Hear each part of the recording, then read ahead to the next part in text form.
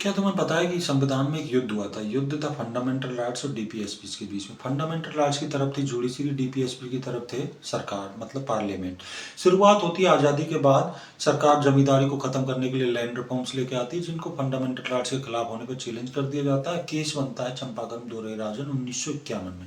Supreme court कहता है कि फंडामेंटल राइट्स डीपीएसपी से बड़े हैं, लेकिन parliament can amend any fundamental right. उसका जवाब में पार्लियामेंट उसी वर्ष पहला कॉन्स्टिट्यूशनल अमेंडमेंट करती है और schedule 9 article 31A and 31B लेके आती है, और जितने भी लैंड रिफॉर्म्स के लॉ थे शेड्यूल 9 में डाल दिए और कह दिया कि शेड्यूल 9 को चैलेंज नहीं किया जा सकता। उसके बाद 1964 में 17वां अमेंडमेंट होता है और उसको चैलेंज कर दिया जाता है। केस बनता है गोलकनाथ केस 1967 का।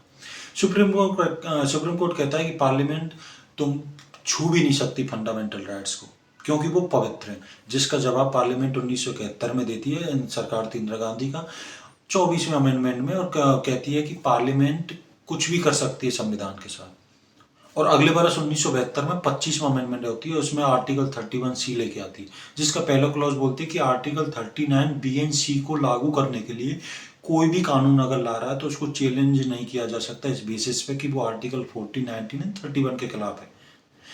दूसरा क्लॉज बोलता है कि इस लॉ को कोर्ट में नहीं ले जा सकता, मतलब जुडिशियल रिव्यू को छीन लिया गया। उसका जवाब देता है सुप्रीम कोर्ट अगले वर्ष 1973 में केशवानंद भारती केस में, और कहता है कि पार्लियामेंट तुम किसी भी पार्ट को अमेंड कर सकते हो कॉन्स्टिट्यूशन को, लेकिन you can't touch the basic structure. और जुडिशियल रिव्यू बेसिक स्ट्रक्चर का पार्ट है, मतलब आर्टिकल 31C का दूसरा क्लॉज अनकॉन्स्टिट्यूशनल।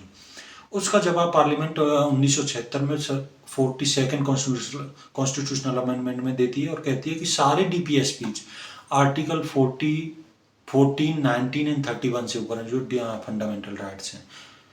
इतना ही नहीं, 1978 में 44 में होता है, उसमें article 31 right to property fundamental right delete कर दिया जाता है, जिसका जवाब सुप्रीम कोर्ट 1980 में मिनर्वा मिल्स केस में देता है और कहता है कि फंडामेंटल राइट्स और डीपीएसपी एक ही परिवार के हिस्से हैं और एक ही परिवार में कोई भी छोटा बड़ा नहीं होता है, इसलिए दोनों के बीच की हार्मोनी और बैलेंस बेसिक स्ट्रक्चर का पार्ट है।